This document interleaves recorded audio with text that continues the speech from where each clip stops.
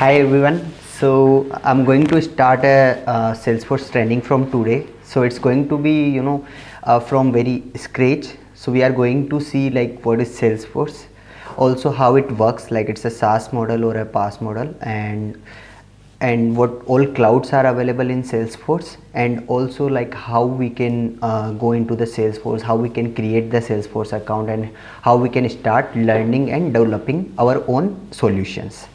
So let's start with that. So myself, Neeraj Sethi, I'm like a 10x Salesforce certified architect at CRM Lending. I'm the co-founder and the CTO position right now. And in this video, we are going to cover like what is Salesforce, what is the SaaS and PaaS model, Sales and Service Cloud, and the Salesforce basics.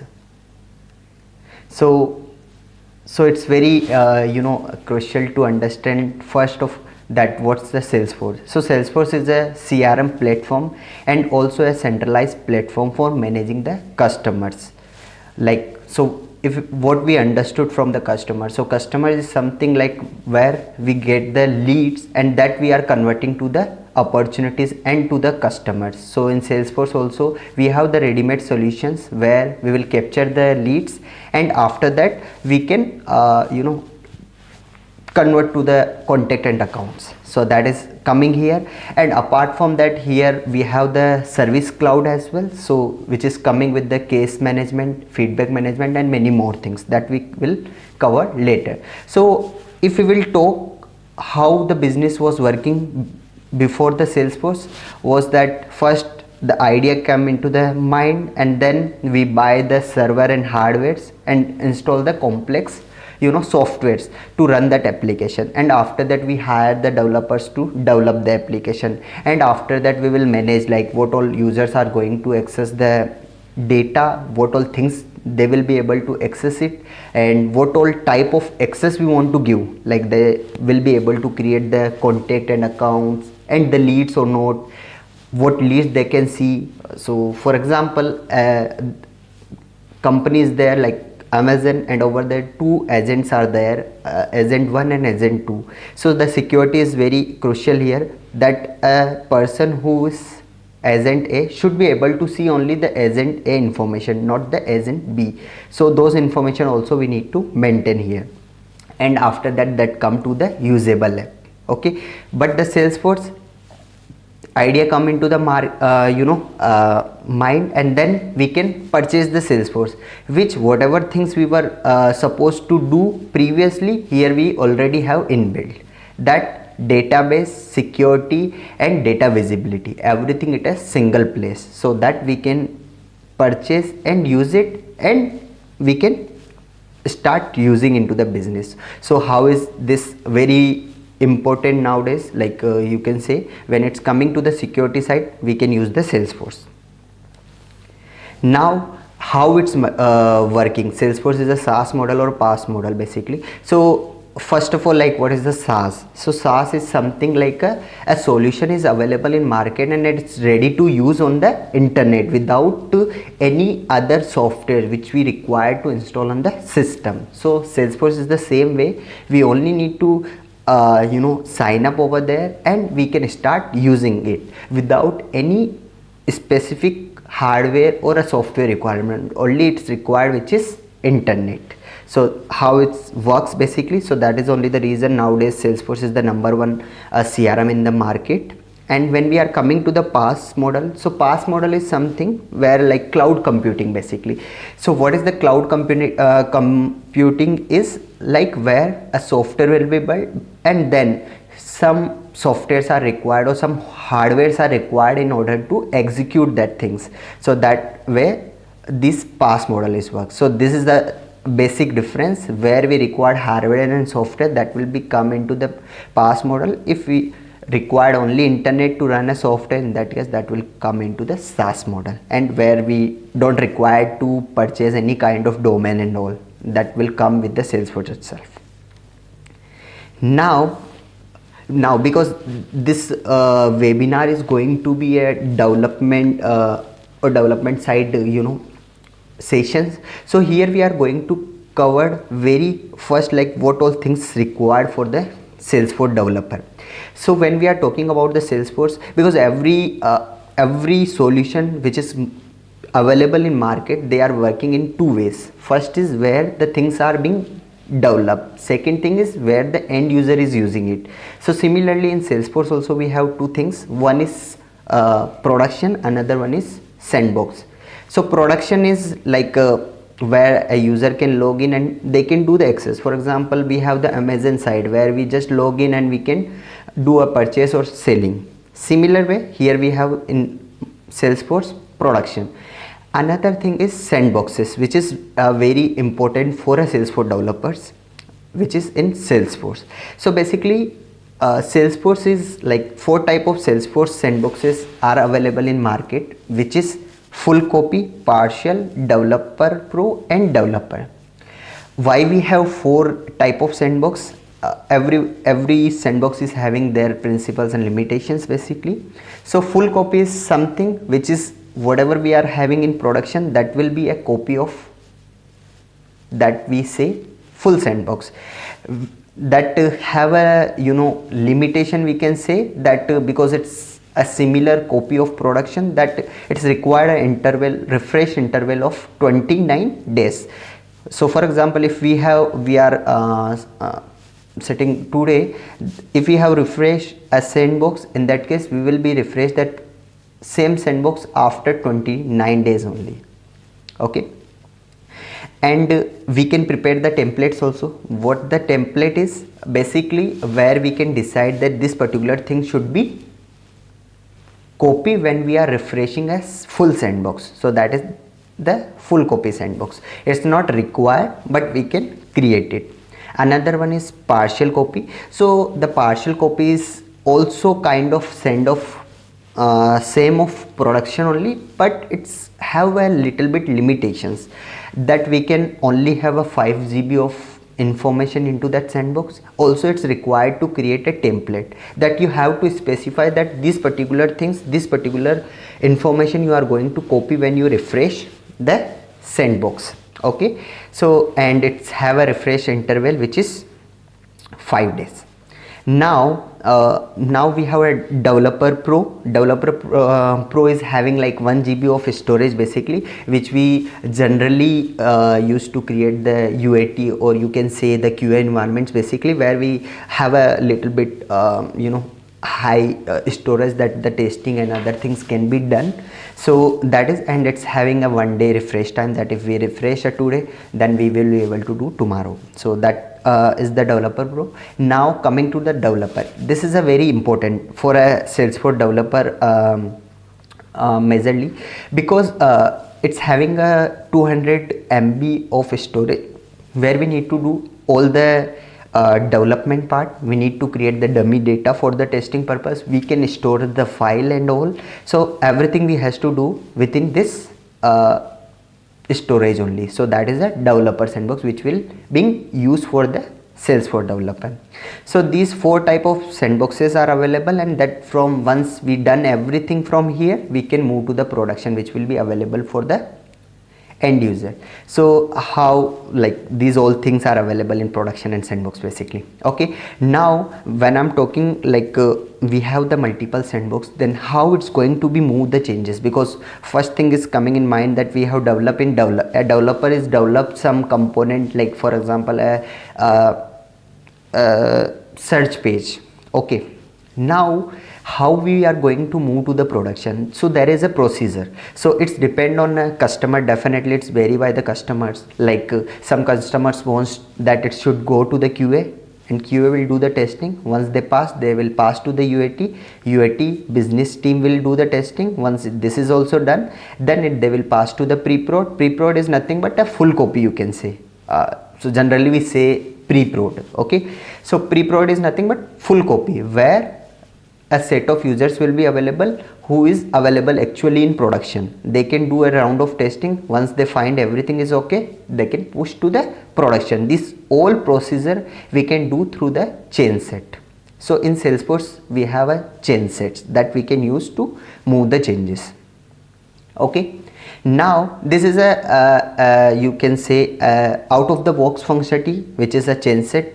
Okay, but some other options also available in market which we can use it. It's depend on the customer how they want to manage their information, Salesforce information, which is related to the metadata, not the record level information.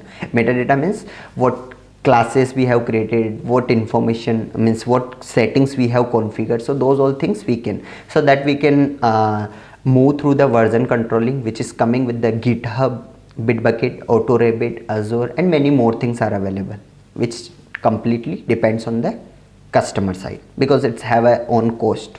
Okay, so this is the production and Salesforce, which is very crucial for a developer to understand. Okay, now these many clouds are available and many more. Okay, in this short time it's not be possible to cover everything. So for now we are going to cover only the sales and service cloud. We will understand like how the things works with the sales and service cloud. Okay, so in sales cloud, first let's talk about the sales cloud.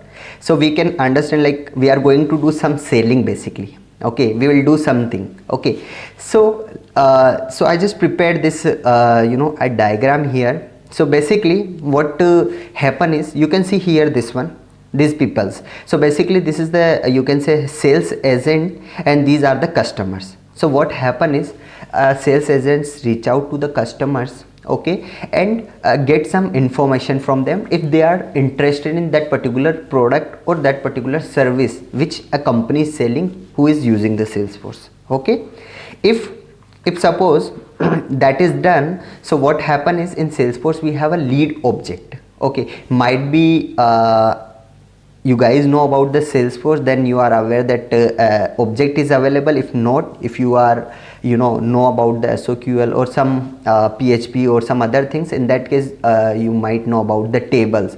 So in Salesforce we say table to object basically.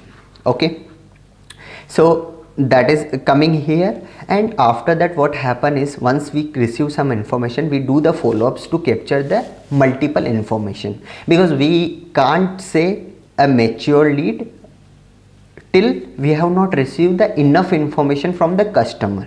What does mean by the enough information? That depends on the customer. It could be that we have received the billing address, shipping address, GST number, TIN number, PIN number, and multiple information. That can be. And for some user it could be that they have received the first name, last name, email, phone number. That can be a mature lead. It depends completely on the customers. Okay, so that is here. And after, so what happened here is, after that in Salesforce we have a lead conversion process.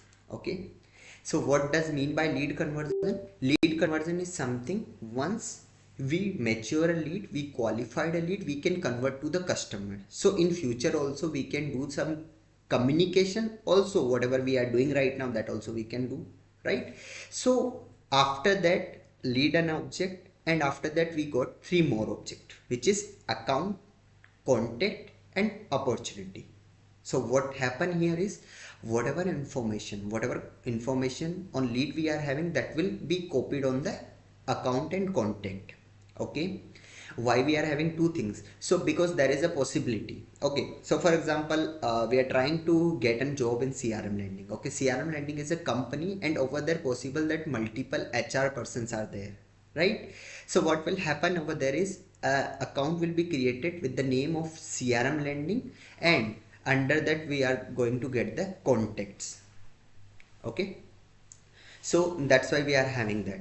Now another thing is one optional thing, because everyone is not going to sell the products. So an optional thing is available, which is opportunity. That could be possible that a user is going to convert to the opportunity or not, because sometimes it's happened that they are generally use some other custom solution or maybe other things. That is a possible things. Okay, so that is the opportunity here, where we are going to have the set of products, because a lead is coming, it means they are interested in some services or a product basically. Okay, because now we can see here we have the products. Okay, that will come under the opportunities. one very fantastic thing which we have with the Salesforce is multi-currency, because right now we are sitting in India or maybe in US or some other countries. Every country is having their own currencies, so it supports a multi currencies basically, where a product can be configured in multiple currencies, and wherever we are purchasing that product, that will be reflecting with that amount. Okay, after that so that having an inbuilt solution basically, that stages, for example, because it's a very necessary, okay, that we have one opportunity, but how it's processing, like it's in progress, it's closed, is won, it's lost, or some other mediator, other stages also there, so that is also coming with that. That is, and another important thing is close date, because every opportunity should have a close date, that it should be completed or it should be closed within a 1 month, 1 week, or 2 months. It's depend on customers, okay, or it's depend on the lead also, like how they are responding, what order size they are having, right? So that is coming here. So how, so like this a lead conversion process works in Sales Cloud. So here we got a 4 objects. Okay, now another thing is we have the dashboards, which is a fantastic feature again, which is analytics basically. Okay, reports and dashboard, because Salesforce is famous because they have a fantastic in-house inbuilt out of the box functionalities, dashboards. Okay, now dashboards where the information can be shown basically, where a user can see those informations. Okay, now once these things are received, what happen here is that definitely in future also we are going to show sell some information to them. So what we can do is, for example, we are having new products which is going to be launched in future, so that also we can do through the campaign. So what we can do is we can run the campaigns, because lead and the account already having like customer information we have in our hand. So what we can do is we can run the campaigns, so that we can get the ROIs, right? So this is the Sales Cloud. Okay, now we are jumping to the Service Cloud. Okay, so till now we have sell the products to the customers. Now if we have sell any product or any service to the customer, definitely we require a service, right? So Salesforce has built a basically specific cloud for that, where a agent can do servicing. Okay, so for example, I can think like as I'm sitting front of a laptop only, so let's take that example only. So for example, I have purchased this laptop from the Amazon, and I'm facing some issues. So what I can do is I can raise a ticket with them. So basically that thing is nothing but a case. So in Salesforce we used to say that thing is case. So basically we have a case Salesforce that we can use to raise an case. Okay, after that, solutions and knowledge.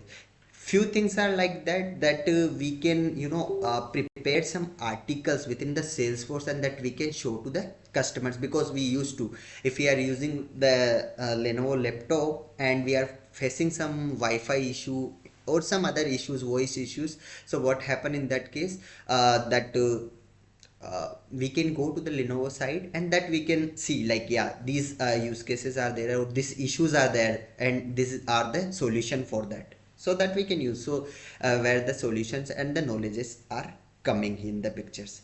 Now next thing is communities. Okay, so what happen is, so basically every customer wants that their customers should be satisfied with their services. If they have raised any issue, they should be able to track that they have resolved that issue. Okay, yeah, all right. So we were discussing about the communities basically. So basically what happen is, if a customer has raised some concern about any product, so they should be able to trace it, like what was the issue and what stage that right now having. So for that in Salesforce we can create the communities. Okay, And after that we are having the consoles. So consoles is something like a agent is there, he wants to see everything at a single place only. He should not have a multiple screens where he need to go, or multiple tabs that he need to navigate. So that's the reason uh, we are using that. Okay, now social media. So basically in Salesforce we have the social media connects, where we can connect with the multiple social media platforms like Facebook, uh, Twitter, and Instagram, and many more. So that also we can connect, and also we can connect with the WhatsApp for the selling and the purchasing purpose. Okay, and next thing is we have is live agent, which is very important for any business, because if they are having some communities or some set of specific space where a customer can come and interact with their website and raise some concerns. So if they have the live agent, it's very easy to reach out to a customer, so that's the reason we are having the live agents. Okay, now another three major things which is very important for the developer, which is email to case, web to case, and escalation and auto response. Email to case is something where a customer drop an email and that will be redirecting to the Salesforce. I just drop an email and one case will be registered within a Salesforce. So that is the email to case. So that implementation is very crucial for a developer. He should know like how it done. So definitely we'll see practical later, but for now, just for the knowledge purpose, this is the email to case. Next thing is web to case. Web to case is something where a form can be generated within the Salesforce that we can place to the website, and whatever information a visitor will enter, that will be stored into the Salesforce. Okay, next thing is escalation and auto response, because a business should have a management level as well as a escalation level. So for example, a agent is there, he got a ticket basically, or a case, and he supposed to resolve or a response to a customer within a 24 hours or a 48 hours, and he didn't. So in that case, Salesforce have a capability where we can write the rules. It's just a drag and drop functionality where we can put some condition, and it automatically escalate to the higher authority or higher persons. Okay, so this is, and also auto response. So for example, a customer has send a case, and automatically, because it's not like that a customer has send an email in midnight and agent is there to reply it. So that auto response rule we can write down there, and that will send to the customer whoever is trying to reach via the email or some other way. Okay, so this is the service cloud. This is a basic introduction about the sales and service cloud. Later we are going to see how it works. We are going to do the practical as well. Okay, so let's move for now. So now we are going to see some practicals also here. So in the practical, what we say is basically how to create a Salesforce account. Might be multiple or many of you already know how to create, but still, as we are starting from the scratch, I'm going to show you how to create it. After that, what is the app launcher, what is the tips, what is the setup menus, and what is the developer console. These are very important for a developer, so we are going to cover these few things as a demo in these sessions. Okay, so let me open that. All right, I hope my browser is visible. Yes, I think. Okay, perfect. So basically here we have a link, this one, which I will put into the slide later. Okay, here we can create a Salesforce developer account. Okay, it's not going to be have any charges. Basically it's free for developers, where a hands-on can be done. Okay, so here first name, last name, email, role, company where you are working. If you are working for self, you can put it self, and country you need to mention, and the postal code, and a username, which is should be a unique name, and after that sign up. Okay, as soon as you will do, you will receive an email on your email for the very verification we can say, or to the set the password, where you can set the password. As soon as you will do that, you will redirect to this screen. Okay, so this is the Salesforce basically. Now it's going to be a very interesting session, because I know it was like just a PPT things. So now it's going to be interesting. Okay, so here we have the app launcher. App launcher is nothing but where we can search for our clouds, as well as if we have created any tabs, which I mentioned, like object can be called as tab basically, which we are going to access it. Okay, so that we can access. So for example, lead, let me access it. Okay,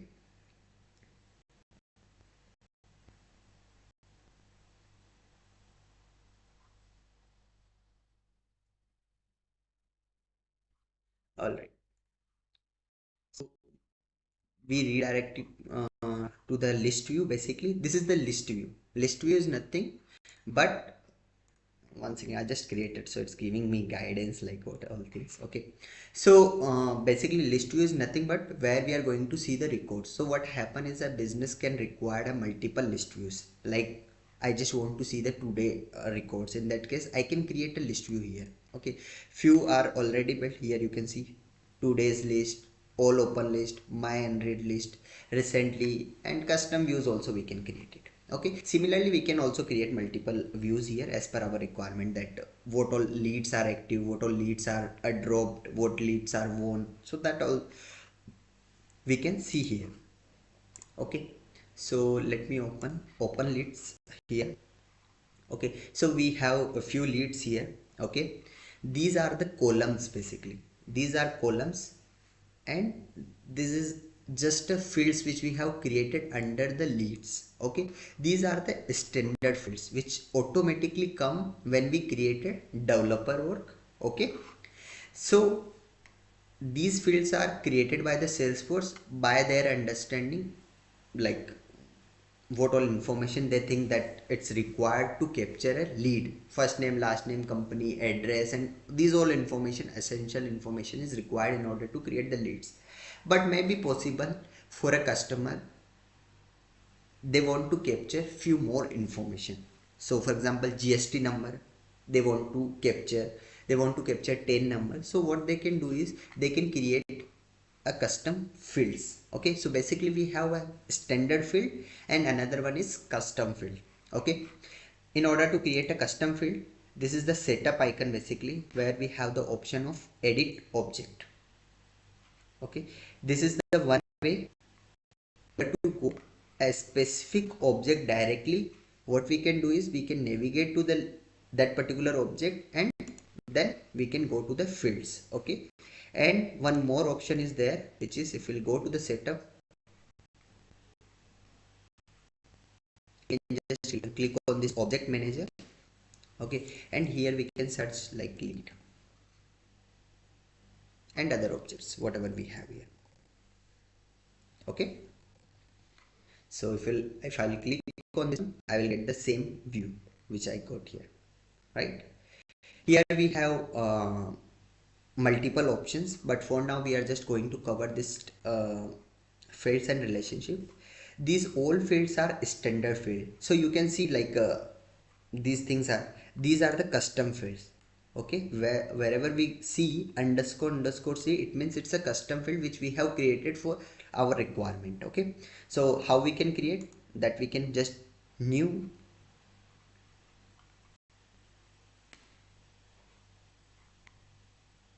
and here we have multiple types basically. Okay, these all types in another webinar we are going to cover. For now, let me just create a text field.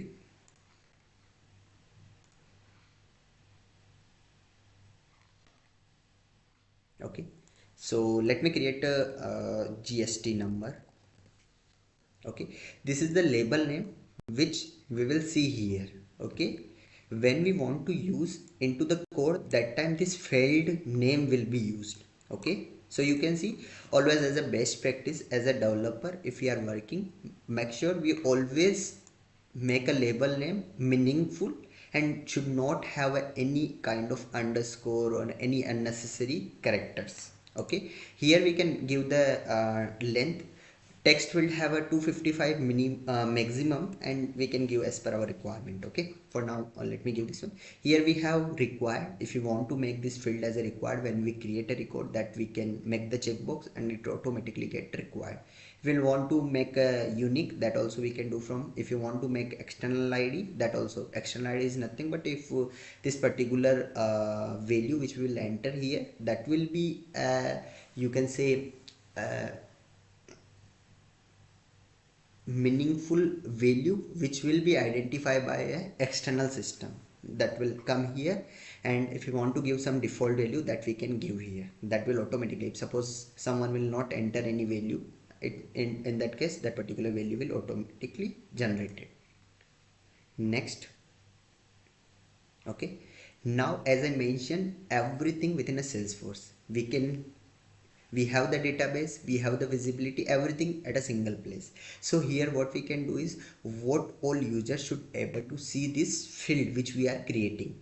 Either should be able to edit it, or they should able to read it. Okay, so that we can manage from here. Profile which having a system administrator, and it's going to have all the permissions. Basically this is the super power of in Salesforce, or basically whoever is having this profile, it means they have all the accesses, they can see everything, every record, everything, every value, every they will be able to see. Okay, if these all are the other profiles basically, okay, which can be assigned to. So for example, if a sales person is there, in that case we can assign some sales or some other standard user permission. If some user is there, end user, that in that case we can give the read access, that should not able to edit the order information basically. All right, if suppose they are a user, but they are a user where they are going to put some cases or some tickets, in that case we can assign the partner community access. If if a user is there who is going to be part of a marketing, basically where they do the campaigning and all, in that case we can give the marketing. Likewise we have a multiple profiles. Similarly we can create a profile as well. Okay, for now let me visible for everyone. Okay, now here we have inbuilt 4 page layouts, because it's a standard object, so it's having their own layouts. Basically layouts is nothing where we will see all these fields, what all fields a user should able to see if they access this layout. Okay, let me save it. Okay, now a field is created into the system. If I'll go here, GST, we can see. Okay, now let me go here. If I'll try to create a new record, let me refresh it.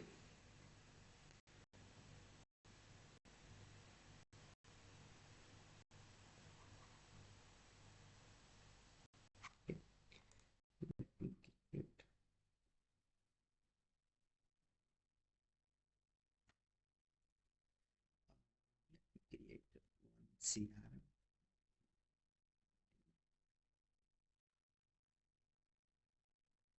Okay.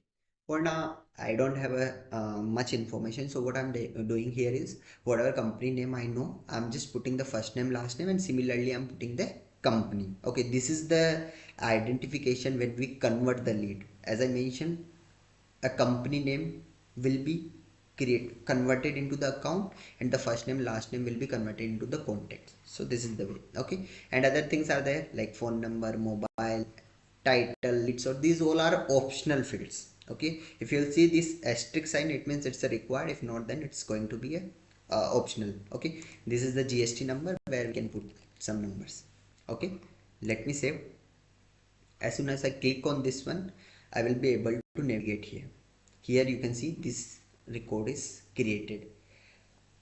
Here we can see this status, which we say basically this is a path. Basically in Salesforce we used to say that path, that right now it's not contacted. I just created a lead into the system, but I haven't contacted yet. Once I start working on that, what I can do is I can contact them and start working. I can change the status. And if suppose they are agreed whatever products we are selling, whatever price is there, in that case what we can do is convert. If not, if they are not satisfied with our services and whatever, we are not able to convey them, then it will be going to the not converted. Similarly, a business can add multiple in between stages or a status also in this one, and it's just a configuration thing that we can see later. Okay, so here we have activities, details and chatter. Okay, let's explore the details. In the details we can see lead owner. Lead owner is nothing but whoever logged in and created the lead, that will become under the lead owner, and rest of information we have entered. Two more important things which will come here, which is this one, created by and last modified by. Created by is Neeraj Sethi. May be possible in one organization multiple salespersons are working and they are capturing the leads, so their name will come here. Last modify means whoever start working on this one and they start changing or they are start updating some information, so that name will come. And this is system generated, a user won't be able to change it. Even system admin also cannot change. Okay, now another thing is this URL. Okay, here we can see the lead is the object, a standard object. After that we can see here a id, which is a 18 digit id. Either we have a 15 digit id or a 18 digit id. Okay, if id start with a o, sorry, 00q, it means it's a lead id. If for example id starts with a 001, it means it's a account id. Okay, this is a hack basically. Instead of going on the tabs, clicking that, instead you can just go directly and just use the hack this one. Okay, and similarly for the contacts we have 003 that we can use.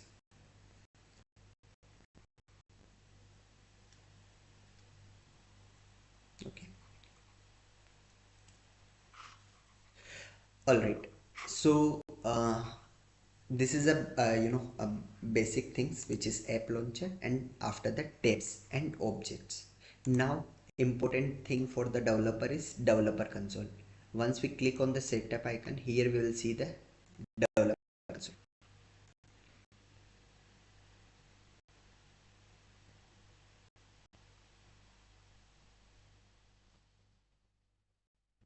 Okay, so this is a basically you can say a working model for a developer basically. Okay, where we can see the multiple things, like how we can create. This is a here we can create a apex classes, triggers, visual force page, component, lightning component, and many more, which we'll see later how to create it. Okay, but this is the developer console where we are going to write the code in order to build the custom functionalities. Okay, after that we have this icon here, where you, if you will click, you will see this screen. Okay, here we have logs.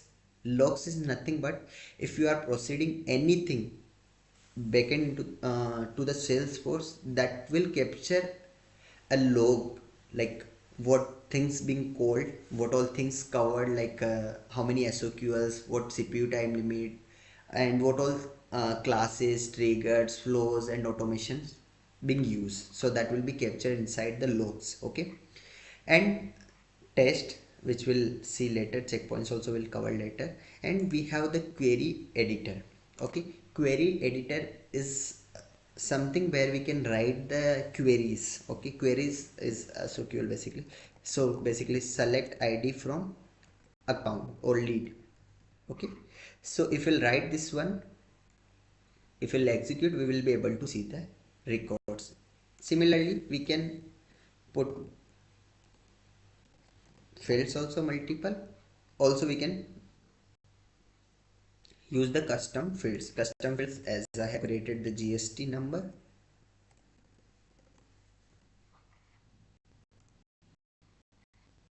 We can see I just entered this one. So similarly also, if we want to change the fields values, that also we can do from here. Here we have the save button. Okay, right now you can see I was remembered these fields, that's why I was able to write it here. But what suppose if you don't know? So what you can do is So here you can go to the file. Here you have open source. Okay, once you click on the open source, you will be able to find everything. Contact or lead, for example, lead.obj. Obj is the identifier for the object. Okay, now you can see all the fields. So for example, if you want to query all the fields, so you just need to click on this one and you will be able to query it, right? Okay, so we used to use a asterisk sign in order to get all fields in PHP or some other places, but here we have to write these all queries. Okay, all fields basically. So this is the basic of query editor in developer console. Okay, all for today. So if you have any questions, any doubts in this one, you can reach out to me. I will drop my mail address in the comment section, or you can write down your queries on the comment section as well. So all right, so tomorrow we are going to be cover basically how to create apps, tabs and other things. Thank you for joining.